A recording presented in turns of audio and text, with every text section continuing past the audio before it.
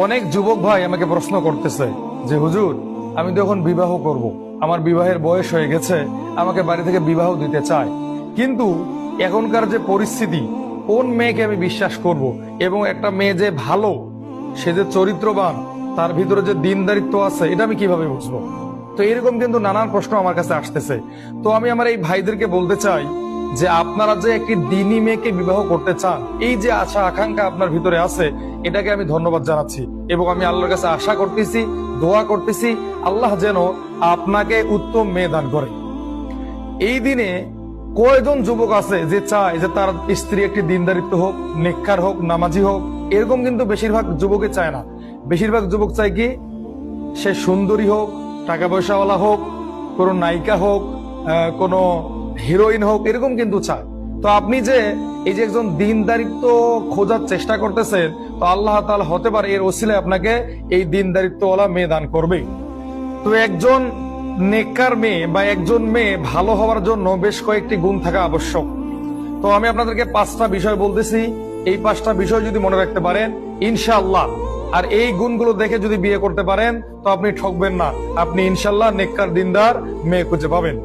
1 number যে কথাটা বলবো সেটা হচ্ছে কি, আপনি এমন একটা মেয়েকে বিবাহ করার চেষ্টা করেন যাকে দেখলে আপনার চক্ষু শীতল হবে। আপনি হাজারো রাগ নিয়ে গেলে তাকে যখন দেখবেন, আপনার সমস্ত রাগ পানি হয়ে যাবে। আপনার যত কষ্ট আছে, আবেগ আছে, তার সামনে দাঁড়ালেই আপনার মনে হবে যে সবকিছু আমি ভুলে গেছি। একটা যে মায়া, একটা যে ভালোবাসা, এটা যে তার প্রতি অনুরাগ, তো এই বিষয়গুলো যখন কোন একটা মেয়ের মাঝে দেখবেন, অবশ্যই বুঝবেন যে এই মেয়েটা আপনার জন্য পারফেক্ট। 2 নাম্বার যেটা কথা বলবো সেটা হচ্ছে কি, তার ফ্যামিলিকে দেখবেন। কারণ একটা ভালো ফ্যামিলির মেয়ে সহজে খারাপ কোনো কিছু করতে পারে না।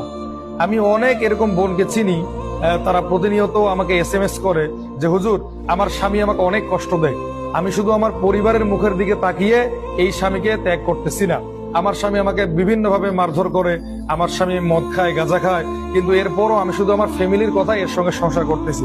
তো এরকম ভালো ফ্যামিলির মেয়েটাকে যদি আপনি বিবাহ করতে পারেন, ইনশাল্লাহ আপনি ঠকবেন না, আপনি ইনশাল্লাহ আপনার একজন নেককার স্ত্রীকে সাথে নিয়ে জান্নাত পর্যন্ত দিতে পারবেন। 3 নাম্বার যে কারণটা বলবো সেটা হচ্ছে পোশাক আশাক দেখবেন। আর এই পোশাক আশাক মানে কি, বোরকা না। সব বোরকার ভিতরে দিনদারিত্ব থাকে না, এবং বোরকা পরলে একজন মেয়ে নেককার হয়ে যায় না। বোরকাটা হচ্ছে আলাদা একটা বিষয়। তবে হ্যাঁ, তার পোশাক আশাক শালীন হতে হবে। সে যখন বাইরে যায় তখন বোরকা পরবে, বিষয়টা এমন না। সে যদি ঘরের ভিতরে থাকে, সে যদি রাজপ্রাসাদের ভিতরে থাকে, তার পোশাকটা যদি শালীন হয় এবং সে যদি নিজেকে ঢেকে রাখার চেষ্টা করে, বুঝবেন যে এই মেয়ে বাহিরে গেলেও নিজেকে সেফ লাগবে। এবং আপনি যদি